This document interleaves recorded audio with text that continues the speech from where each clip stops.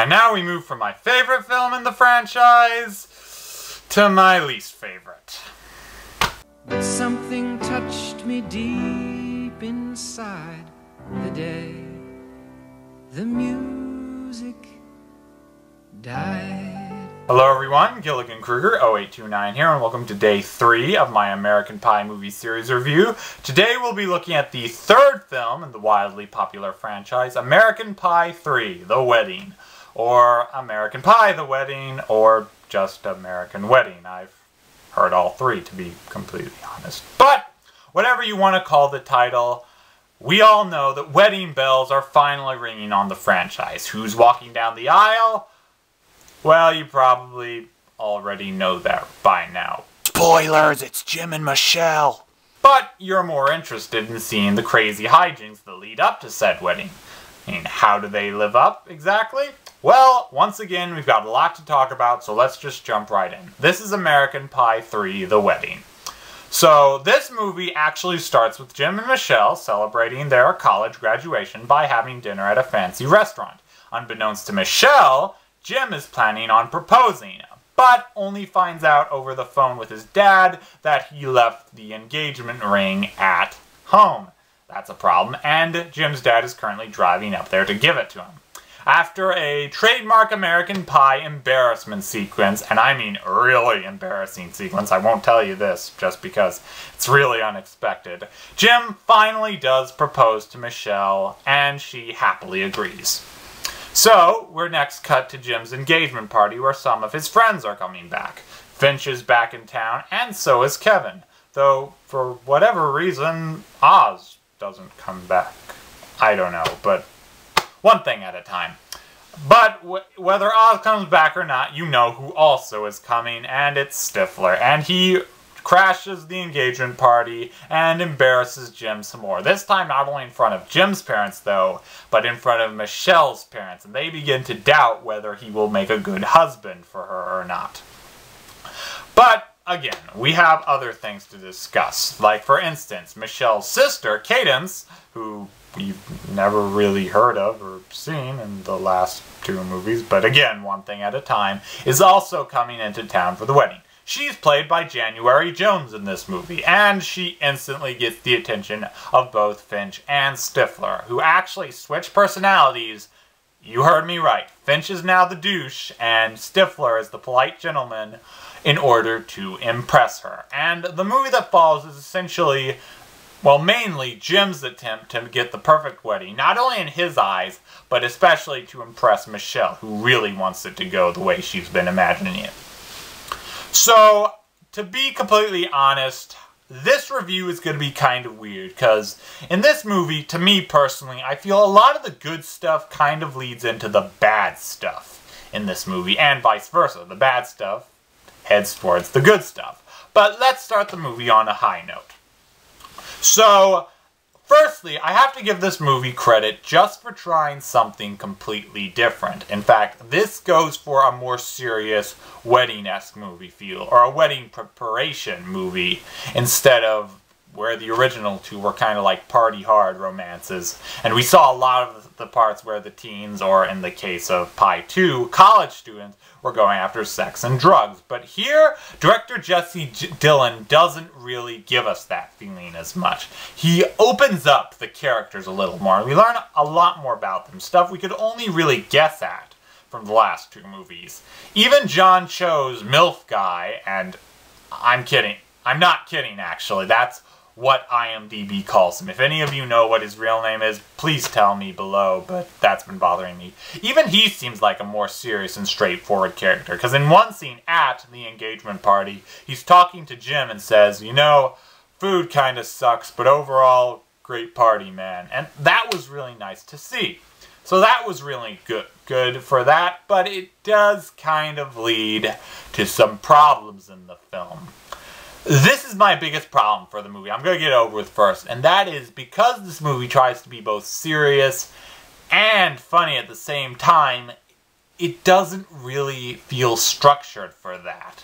Neither the humorous moments or the romantic moments even have have build-up to them at times. And I know a lot of humor, even American Pie-esque humor, relies on unexpectedness. In fact, one of the scenes even balances on that. I'll go into that later. But because of this, at times I don't know what sort of tone American Pie 3 was going for. Is it funny and disgusting, or romantic and dramatic? And while we're talking about the comedy, again, it's a mixed bag. There are some funny scenes, like I like Stifler's dance at the gay bar, and I like his attempts to hide that they were having the bachelor party at the house, only to have Jim find evidence of it every single which way. That was pretty funny. But then you've got other scenes, like Jim is trying to hide a piece of dog shit with a ring in it, and the only way he manages to do it is to stick it in his mouth, and I thought that was gross, personally. If that kind of comedy works for you, that's fine, but it makes me cringe, personally.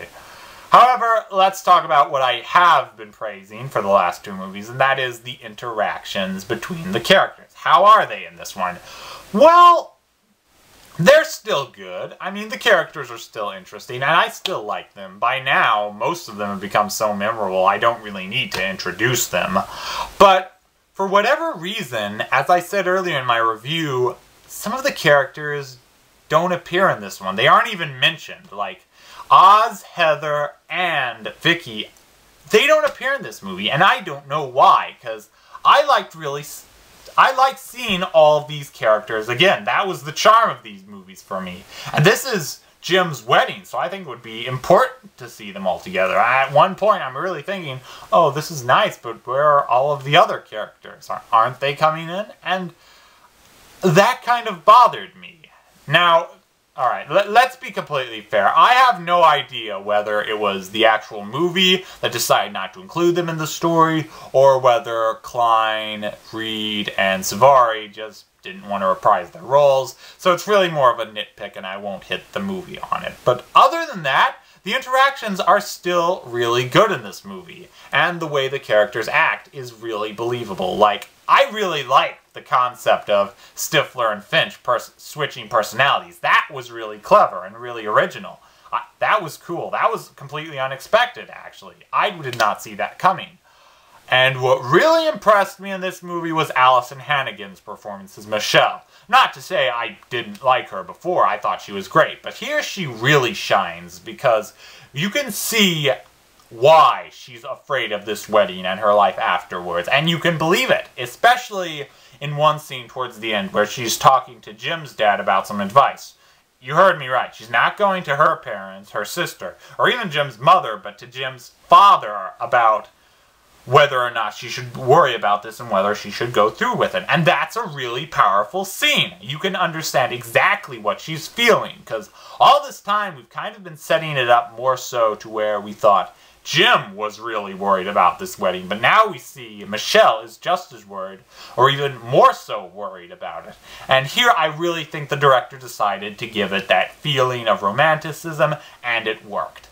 I just wish the rest of that movie had the feeling, because, again, it switches so many times, I don't know whether we're going for comedy or romance, or even romantic comedy for that matter.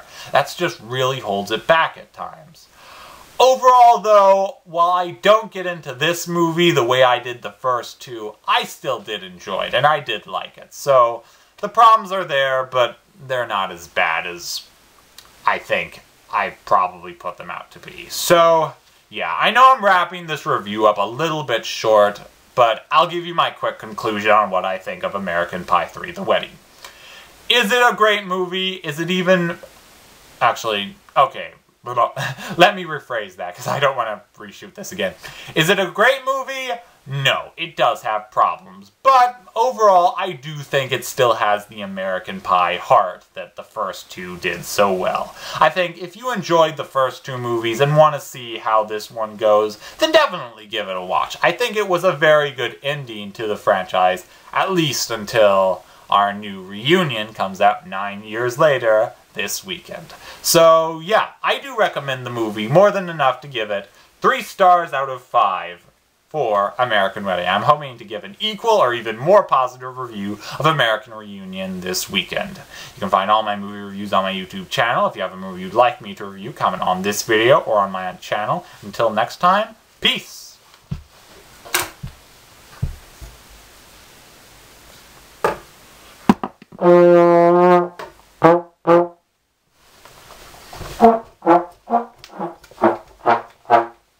So bye-bye, Miss American Pie. Drove my Chevy to the levee, but the levee was dry.